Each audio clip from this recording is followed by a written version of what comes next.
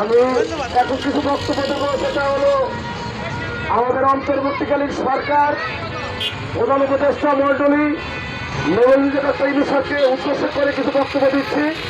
সেটা হলো আপনি আমাদের এই শ্রমজীবী মানুষের জন্য, মেহনতি মানুষের জন্য, আমাদের আইন শৃঙ্খলা বাহিনীকে কঠোরভাবে আপনি এই বাংলাদেশের সেবায় নিয়োজিত থাকার জন্য, বাংলাদেশের মেহনতি মানুষের সেবায় নিয়োজিত থাকার জন্য যেন আমাদের আইন শৃঙ্খলা বাহিনী আমাদের প্রত্যেকটি মেহনতি মানুষদেরকে সহযোগিতা করে এবং বাংলাদেশের যে সিন্ডিকেট বাহিনী উদয় হয়েছেন, যারা গ্যাসের দাম বাড়াচ্ছেন, দ্রব্যমূল্যের দাম বাড়াচ্ছেন, এমনকি বাসা ভাড়া বাড়াচ্ছেন,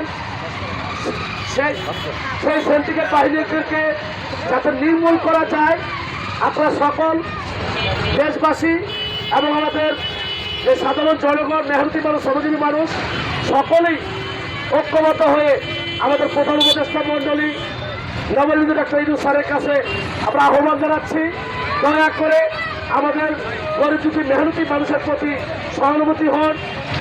আপনি দয়া করে সিন্ডিকেট বাহিনীকে আদালতের আস্থানা চালিয়ে পুড়িয়ে খান খান করে দিন।